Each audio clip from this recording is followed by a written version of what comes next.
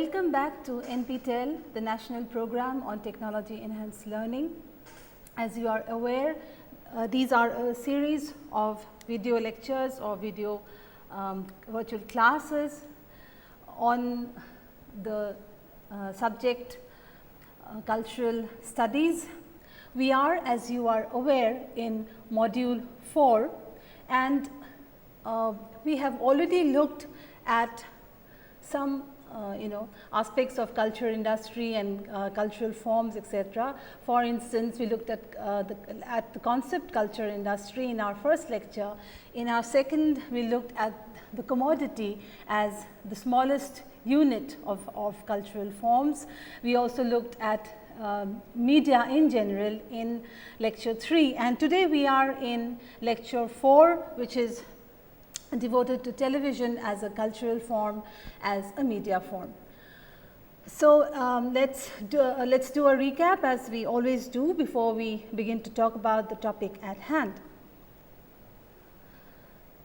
In the last lecture, we saw that according to Durham and Kellner, media and culture are today of central importance to the maintenance and reproduction of contemporary societies. Okay. So, we also saw in the first lecture, for instance, that the culture industry helps in, according to Adorno and Horkheimer, helps in the perpetuation of the of a capitalist ethos.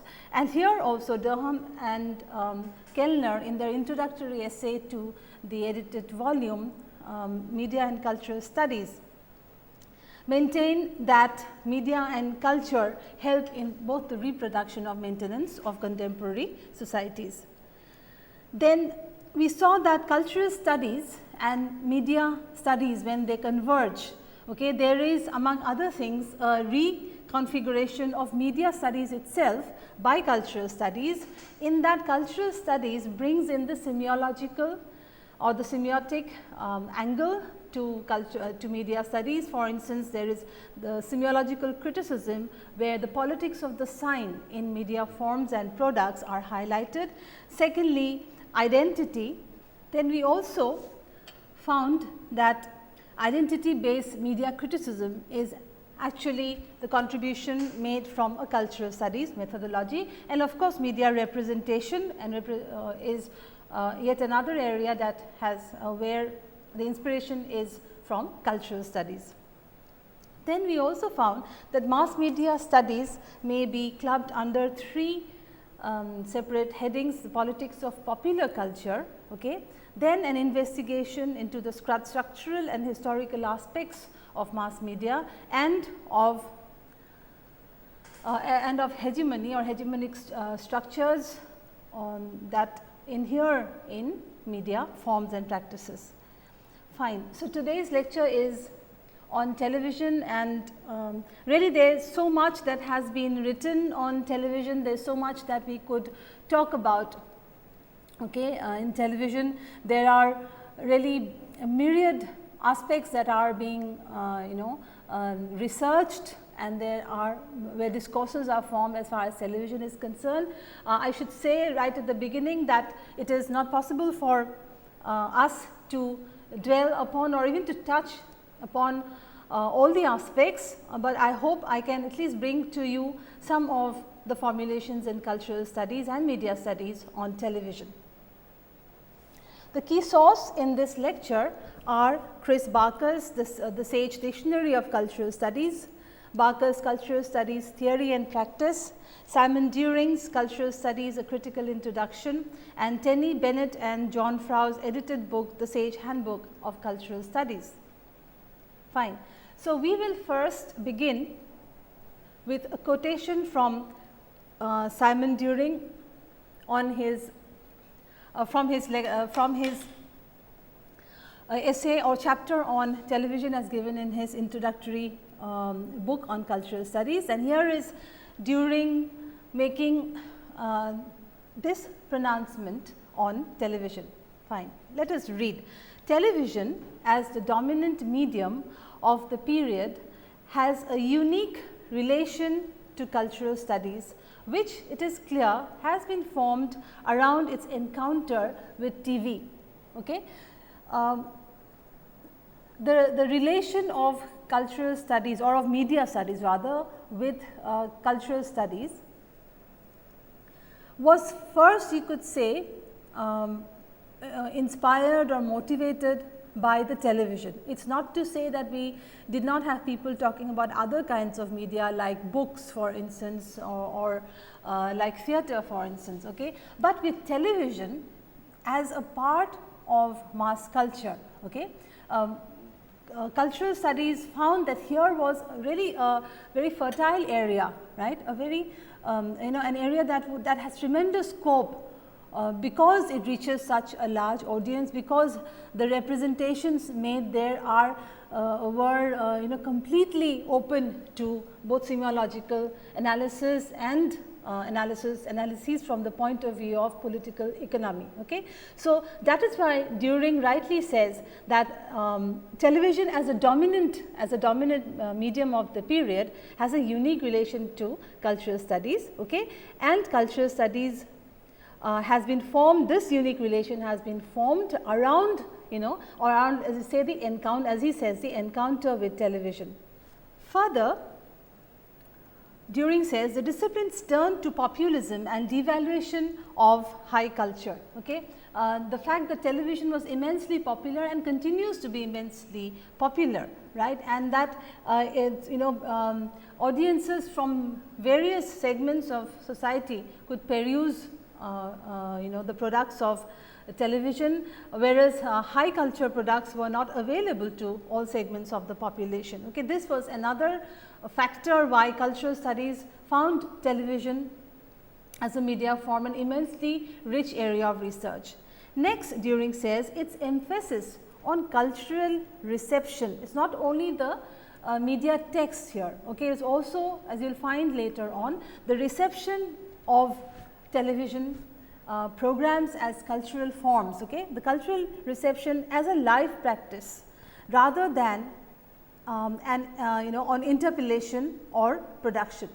This is something that we will unpack a little later when we talk about the audience. Suffice it for us here to simply note the fact that it was not simply as as we found in Althusser or even in Adorno and Horkheimer's work on culture industry. So, it is not that cultural studies found only the interpellating aspects or the seductive aspects of television that to be amenable to cultural analysis, but also found that audience reception, okay, reception of television programs as cultural forms, that there was something much more rich, where there was not simply a one-sided traffic between media television programs and the audience. This was also found to be an area of study that was immense, that had immense promise. Its sense of, let us read on again, its sense of cultural consumers as segmented all owe much to its contiguity to television and to a TV centered understanding of the media. Okay? So, here this During's was proof that television is at the center of this interaction between cultural studies as a discourse and media as both a discourse and a product. So, this really establishes the fact that television is still something that is worth as programs change, as as platforms change, as styles change, as so many things change, studio production costs change. Okay? All these only show that there is still a lot in television, okay, that is full of potential for research. Then During says, of course, in being shaped by television, cultural studies is by no means unique. It is just about impossible to imagine contemporary party politics, sport, music, film and indeed consumer culture generally outside of their complex interactions with the box. Okay? So, such is the importance, such is the power of television, such is the importance of television even as a source of, as we will see later, source of our identity, source of our pleasure, our entertainment, etc. Okay. So, as Simon During says here, cultural studies, it is not that only cultural studies has been affected or impacted a lot by television. He says that even so many aspects of our cultural life and practices, from politics to sport to music, film, you just name it, there is nothing that has not been, as he says here, affected by the complex interactions with the box. Okay. So, it is not that, as I say in common parlance, it is definitely, the television is something definitely more than what many call the idiot box. Okay. We have to understand that as consumers of television products, a lot is at stake. Okay. Both from the point of view of the television industry and also of us as the consumers. Fine. So, what is the importance of television? If you look at the slide here, the cultural studies finds television a very important part or important form, media form, because it can it can explore this domain, okay, from many perspectives. Now, among all the perspectives, most of the perspectives could be clubbed under any one of these areas. First is television programs, for instance, as cultural texts. Okay. You know that cultural studies has a very strong textual element, in the sense that the signs or the signifying practices in as shown by a text, the way texts are encoded, the way we decode text, right. These this forms one of the important perspectives of cultural studies. Therefore, any television program, now be it an NDTV news item, be it reality shows, be it shows like like for instance, at this moment as I speak, programs like Satyamev Jayate, for instance, which have enormous, which is beginning to show enormous power and impact on people, right. These any kind of media text, are even soaps, for instance, are highly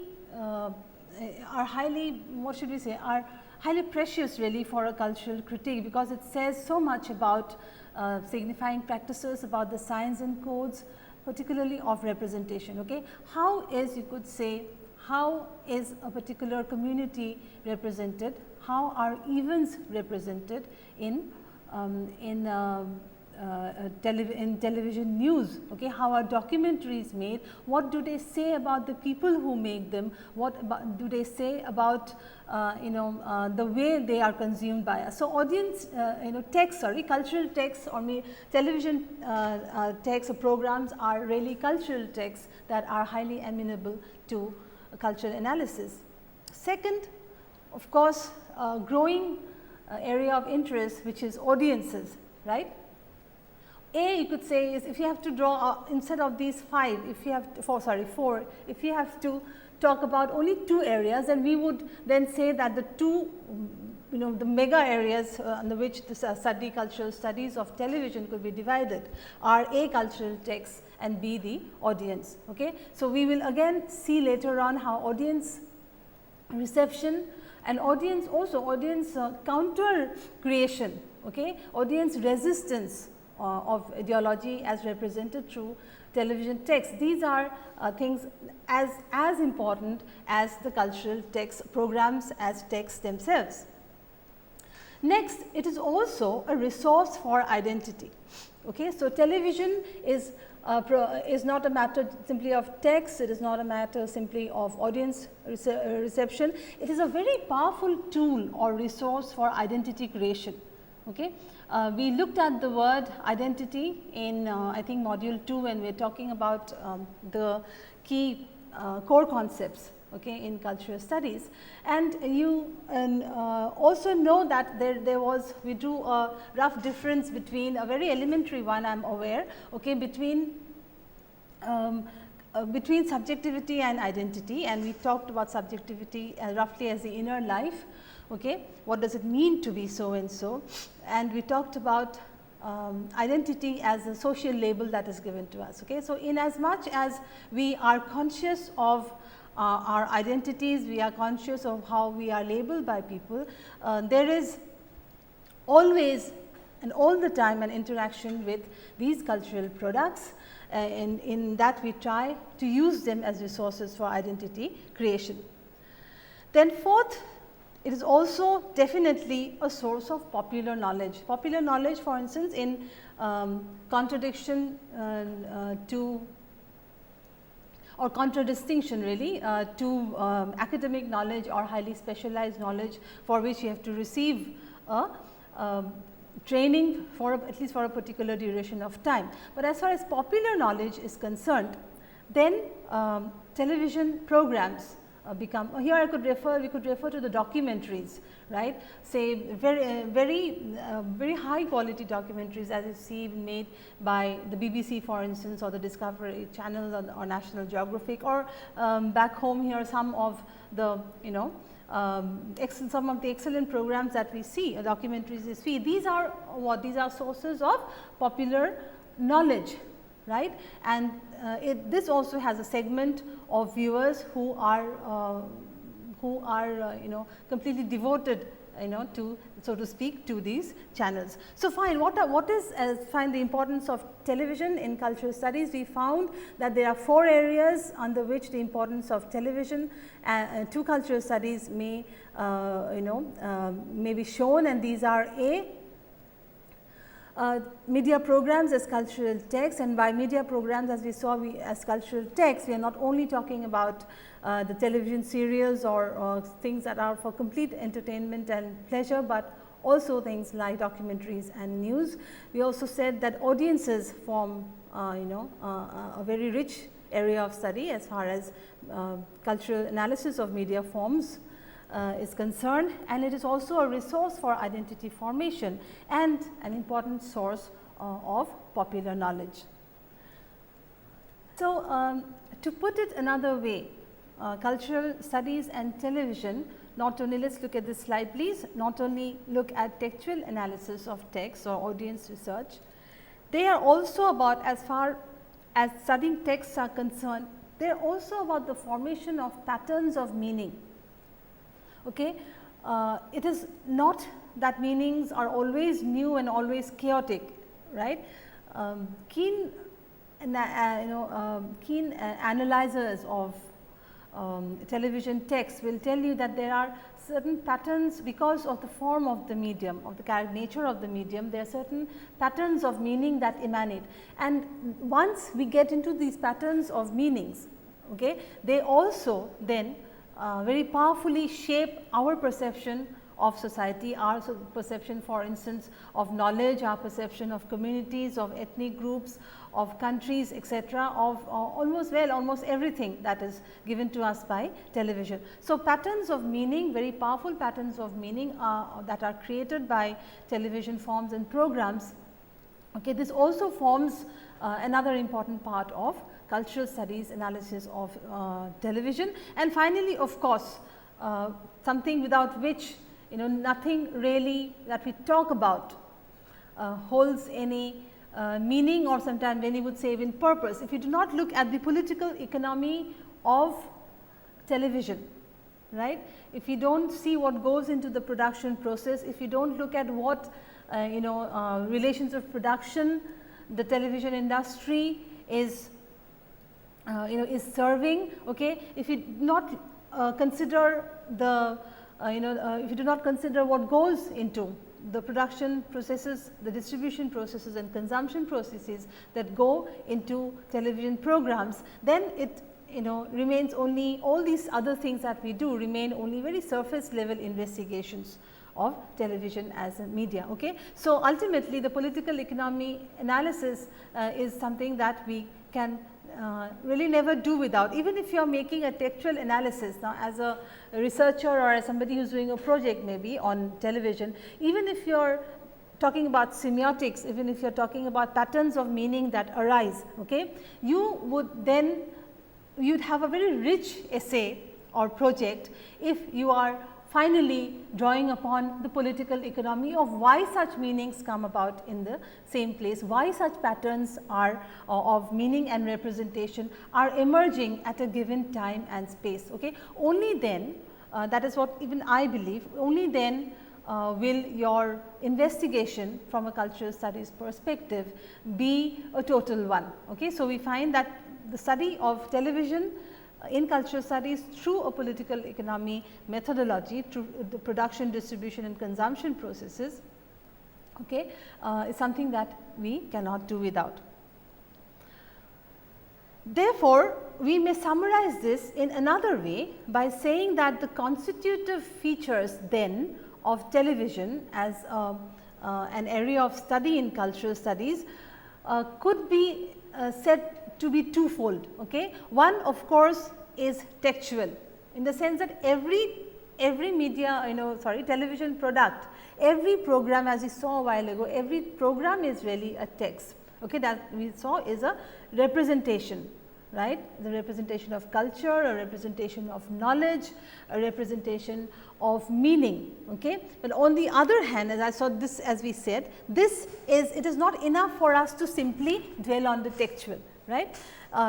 The other part is also something that is immensely important. For instance, what are the institutional processes, okay, that enable, this is important, what institutional processes enable such texts in the first place? Okay. What is the mode of production, right? What is the mode of production that gives rise to such institutional forms, which in turn, okay, so to speak, determine, though not in a deterministic way, but determine, as Marx would say, okay, the textual forms, right. So, even if you say, like after Marx that television or the media in general are forms in the superstructure. If you go back to our lecture on Marxism, 2 lectures on Marxism, you recall the difference between base and superstructure, okay, that was pointed, that is really the foundation of foundational concepts of Marxism. You recall that in the superstructure, okay, is where media finds its place. So, media is part of the superstructure, but you will also notice that even as media is part of the superstructure, okay, we can really divide it into the more institutional forms, right, because institutions are also part of the superstructure. For instance, we know that media and education, for instance, the legal system, for instance, are institutions, right, into superstructure. But if you add the cultural studies angle to it, perspective to it, you will find that there is something more than the superstructural institutional elements, and that is in the more rarefied, if I may say, level of meaning creation, of representation, that is of the textual, okay, of semiotics, right. So, the constitutive features, as we saw, of television and the study of television by cultural studies fall into 2 broad areas, that is the textual and the institutional. So, if you look at television closely as a media form, okay, as a media form, if you look both at the medium aspect of it, okay, and the content of television, okay, this is very important. The television as a medium, okay, what is its nature, and again the content that is there in television. Okay, we find that we may talk about it in 4 different areas. That is, one is it is as a medium, it is in the broadcast form, right. The 4 areas therefore here are the broadcast, the set, the means of distribution, and television as an industry. Okay. So, these are critics have agreed that these are the 4 areas in television studies or studies of television by cultural studies, where we talk about both the medium and the content. Now, what are the genres? What are the genres, or what are the types, if I may say, what are the types of programs that are shown in television, very broadly speaking, we may say that the genres fall under news. Now, many would say that even even under news, you may differentiate news programs. Today, if you watch the major channels, you will find that it is not simply news as we understand it. With the news programs, items are also varied. There are different kinds of news. For instance, you have news devoted a segment, if not a whole news program, to sport. Then there is of course the weather part of the news item, and there are many, apart from of course the ubiquitous advertisements, there are news programs are also increasingly varied nowadays. Okay. However, we may still call news a major genre of television. Soaps,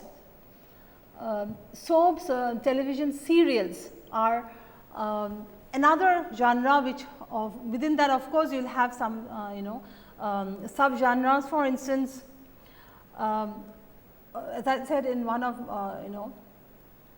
the lectures, the Saas Bahu genre of serials, where in India, that is the mother-in-law and daughter-in-law relations, based on that relationship. And for instance, there are detective soaps that are detective in nature. Then there are those crime thrillers, right?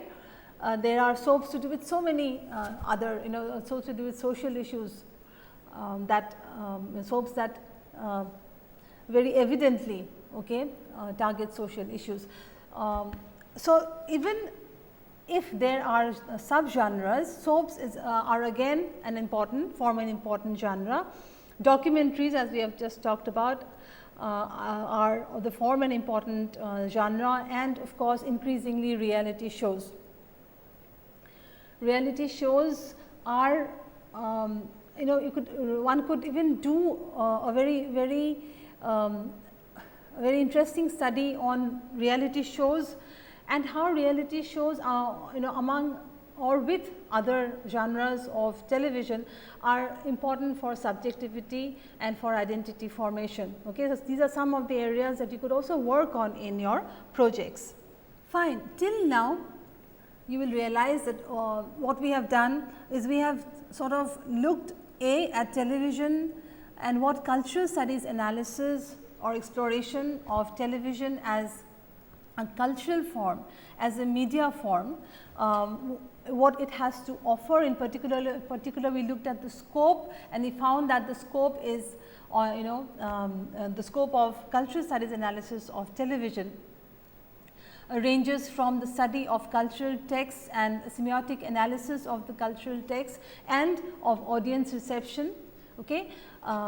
Also, very importantly, on the political economy. That is, we also found that the constitutive features of cultural studies analysis of television fall under two important areas. These are the texts of the television texts, and second, the very institutions, okay, that allow such or that determine such texts to be produced, right. So, we are again coming back to Simon During, whose text is here an important component of our lecture, and we shall read from During's text, and I shall explain some of the points therein. First, please look at the slide. Traditionally, at least, most cultural studies work on television has concentrated on audience reception, which is a sign of the medium's lack of cultural value. Now, why does During say that this medium has a lack of cultural value? Okay. Now, let us read on. It is as if the programs themselves are not worth taking as seriously as their impact on viewers. So, it has been impossible to concentrate on close readings of television text or to construct a TV canon. Now, the point is, we could also add to this by saying that if it is, as During puts it, if it is actually a fact, it is truly a fact that the content of television was seen, as he says traditionally at least, as lacking in cultural value as not being amenable to any kind of any kind of serious analysis or any kind of serious discourse could not be could not be brought up surrounding television, or there was no TV study of the canon of television. Okay. We could add to this by saying that it was perhaps because there was no cultural studies methodology. Okay. The text will be of cultural value. It says there is a medium's lack of cultural value. Okay. Text would be of cultural value, or to put it another way, text would be recognized as having cultural value only if there is a methodology like cultural studies that knows theoretically that this is the texts of television are potentially very rich in their analysis. Without text based criticism, without even a semiotic criticism, these texts were not seen as by scholars as having enough potential as far as their content was concerned.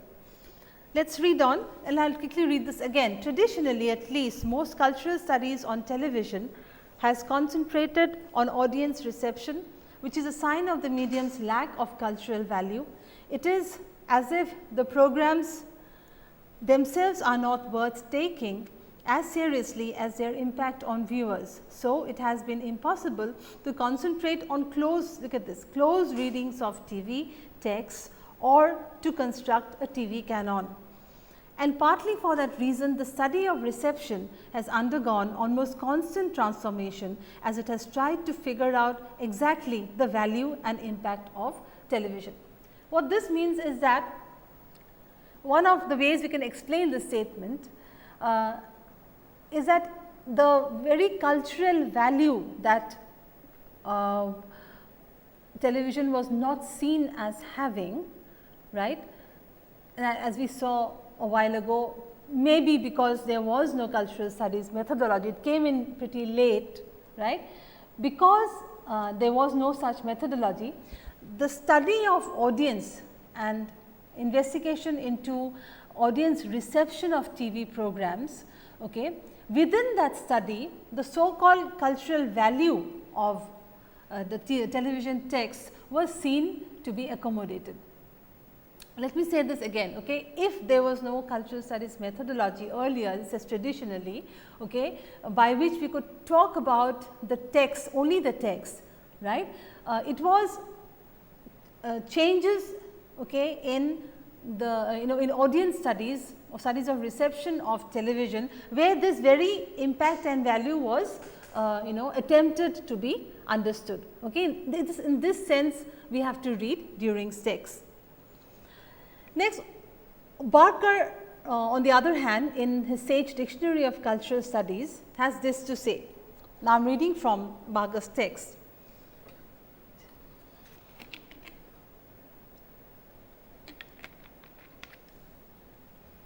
Cultural studies writers have sought to study television as a socially and culturally informed activity that is centrally concerned with meaning, so that the main focus of interest has been on the interplay between texts and audiences. Now, through Barker's words, we realize that there is now no longer the need, or there is now no longer the logic, so to speak, of separating texts and audiences, of saying that cultural studies of television does studies television from two sides or two aspects, which is one A text and B audience. He says that that phase is gone. Once cultural studies, or what he calls cultural studies writers or scholars, have begun to look at television as socially and culturally informed activity, then there is not simply a looking at the text and the meaning creation separately, and audience reception separately. He says that the main focus of interest has been between what he calls the interplay between texts and audiences.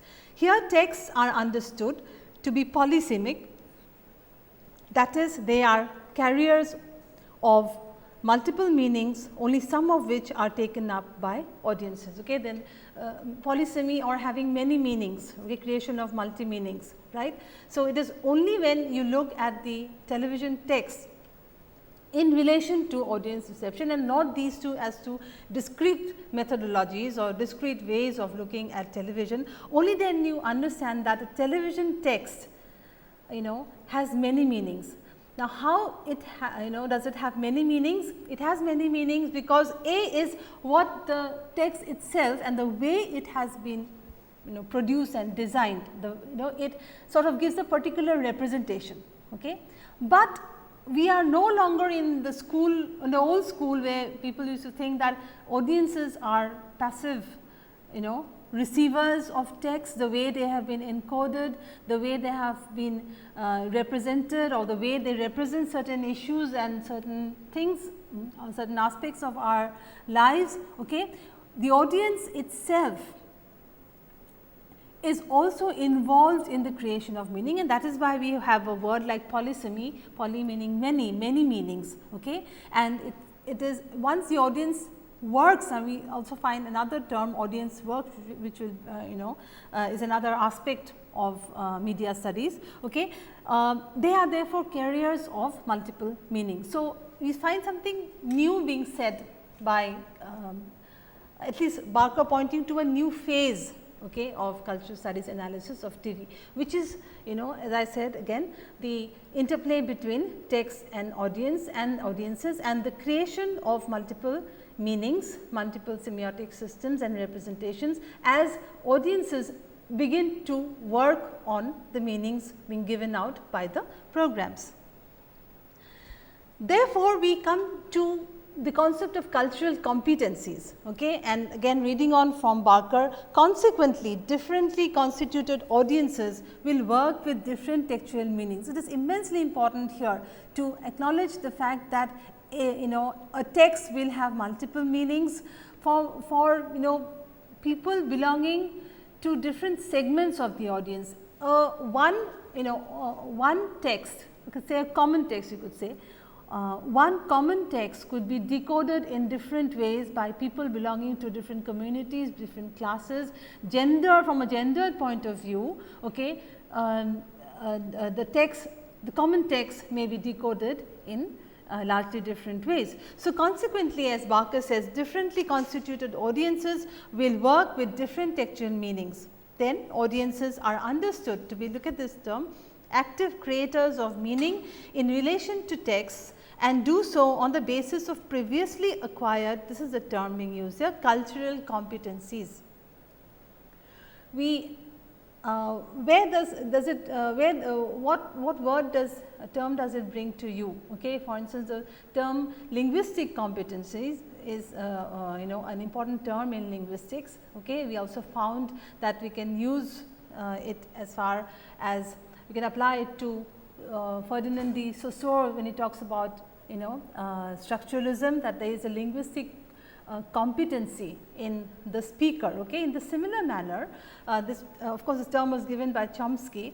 In a similar manner, we could say that audiences have, by the time they have watched so many programs, so many, so they already have, from a television point of view, from a media text point of view, a certain competency or ability, if you will, a cultural ability, okay, which has been acquired through through repeated consuming of television products. And Barker says here that audiences are to be understood as active creators of meaning in relation to text, and they do so on the basis of previously acquired cultural competencies forged in the context of, this is important, a language and social relationships. Okay.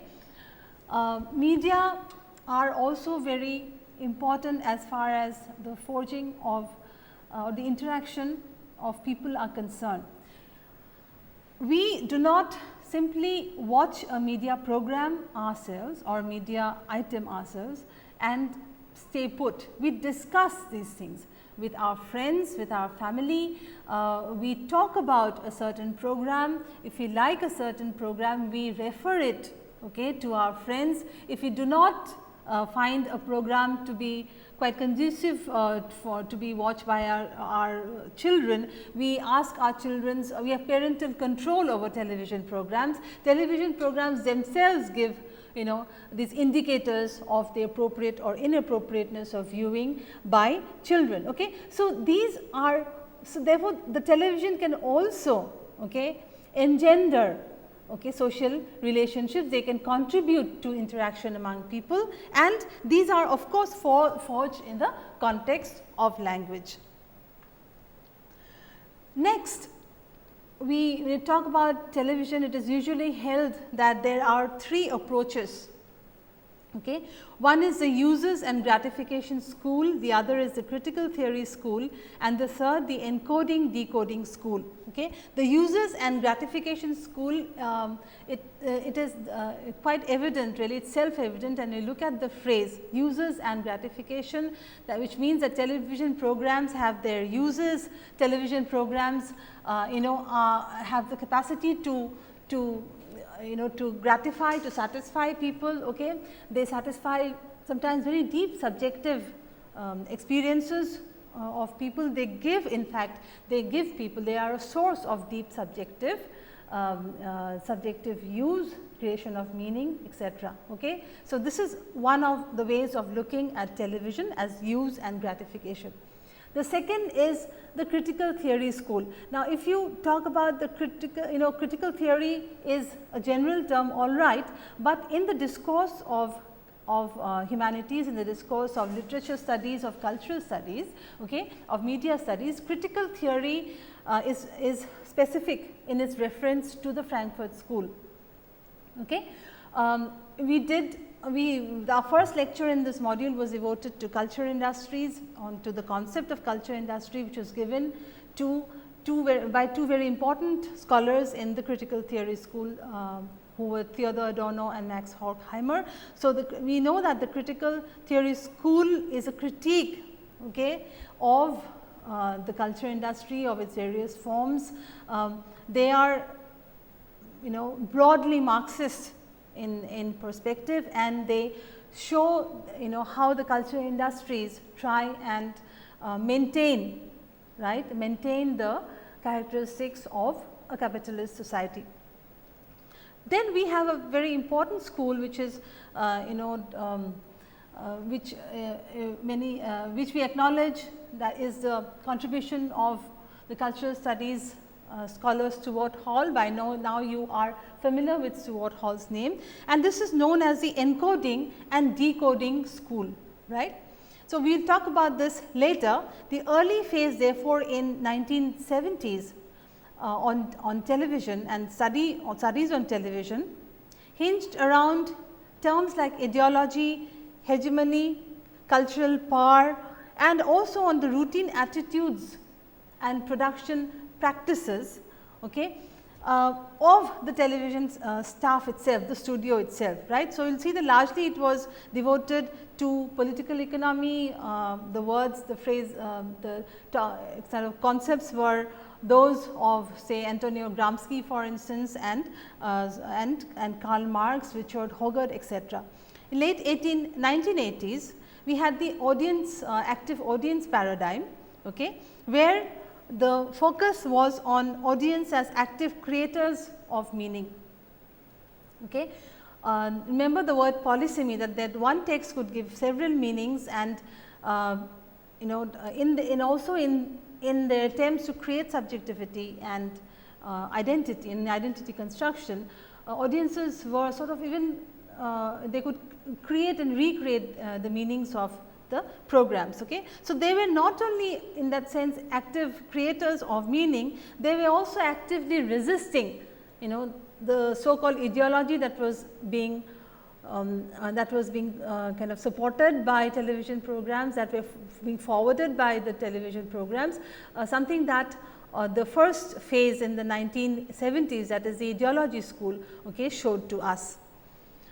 Finally, the phase in the 1990s onwards, research, the focus of research has also included and now is increasingly including a global electronic culture, and the questions that are asked are with the with high accessibility of television programs, of you just see how many how many channels are now in the offing, okay, by cable television, right. So, global electronic culture and the role of television, and the we would then say the proliferation of meanings that are created, that are available to us, the high segmentation of programs, not everybody watches all the programs. Okay. So, new global electronic culture which has both which has both diversity and an overarching kind of overarching, if many would say, also many would say ideological sort of umbrella. Okay. So, the global electronic culture, its different forms, its different political implications, its different meaning creations, its highly variegated segmented audience. These are the contemporary areas of research as far as the cultural studies of television is concerned.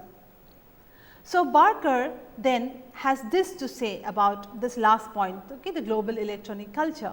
Today, cultural studies has a concern with the globalization of television and its role in the creation of a global electronic culture, whereby cultural artifacts and meanings from different, look at this, different historical periods and geographical places can mix together and be juxtaposed to constitute a jumbled up flow of images and ideas. Okay. This is what we just talked about. Okay. It is not that contemporary, there is a variety as far as contemporary television products are concerned.